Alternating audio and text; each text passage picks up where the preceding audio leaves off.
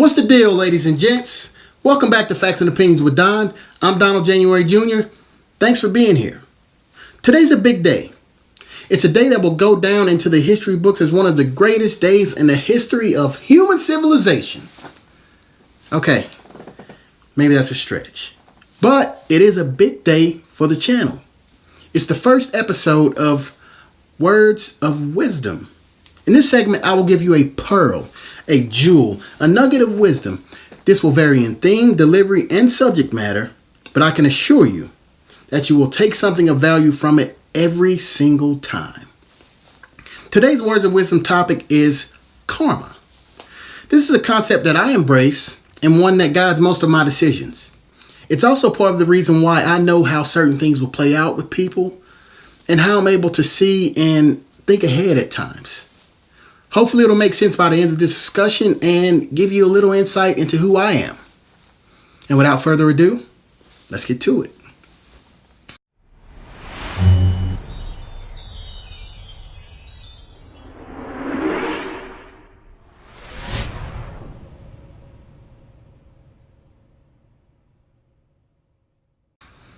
Dictionary.com defines karma as action, seen as bringing upon oneself inevitable results, good or bad, either in this life or in a reincarnation. There are many other spiritual belief systems dating as far as thousands of years back that capture this concept in their text or engravings in some way or another. And they all say the same thing. Karma will always get her due. But as a Christian, I believe in this concept as well. Just think about it. Am I wrong for interpreting you reap what you sow as saying what I do now will come back to me later?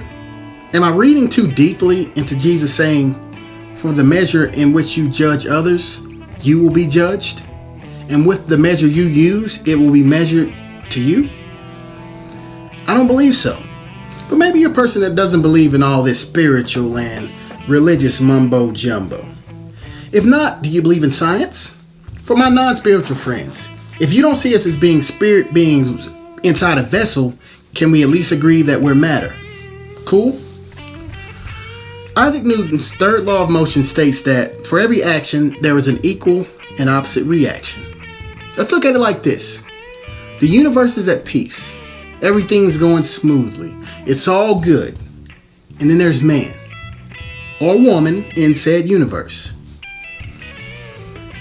These bodies of matter have the opportunity to stay at peace with the universe, to add peace to the universe, or to take from the peace of the universe.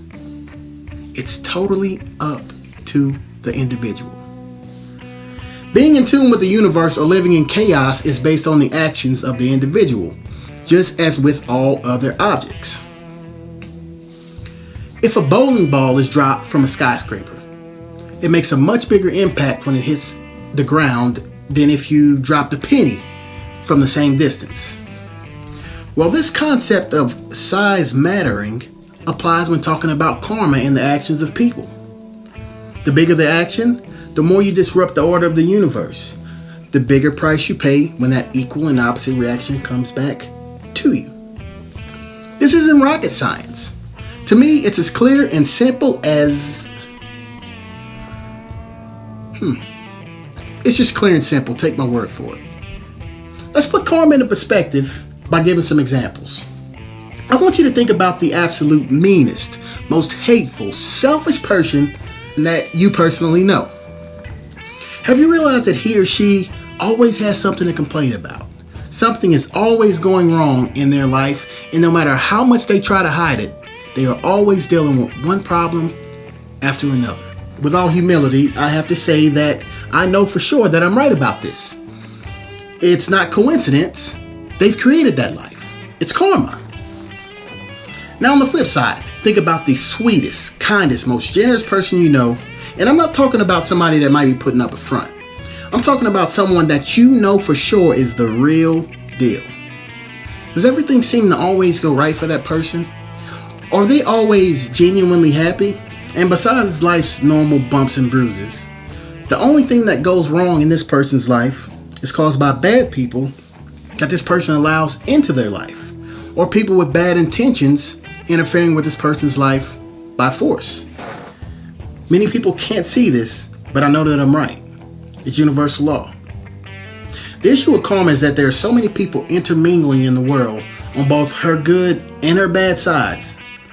You can tell who's who by how they treat others, their train of thought, and how the variables in their life that they can't control turn out for them. I was once lost and on the wrong side of karma, so I know this. After my eyes were open to see that the hell that I was living in was created by none other than moi, it took me years to pay the price to get it right. I repeatedly saw things that I had done in the past being done to me. Bad decisions that I made, even though I didn't realize they were bad then, were coming back all the time. There are three things that are certain in this world: taxes, death, and karma. Isn't that how the saying goes? Maybe not. But the thing about karma is, no matter how hard one tries to escape the consequences of their actions, it's impossible to do so. I can assure you that getting back what you put out to the world is inevitable. If you rob or cheat someone, you'll be robbed or cheated. Maybe not by the person that you wronged, but it's a coming. You hate someone or a group of people, then you'll have someone or a group of people hating you. If you set out to hurt someone in some way, then guess what? You got it. But if you spread love and peace to the world, the only people that will hate you for it will be those that have already ruined their lives and are on the wrong side of karma. The late great Marvin Gaye was on to something when he said, "Only love can conquer hate." Some people build fortresses in different ways to protect themselves from their actions.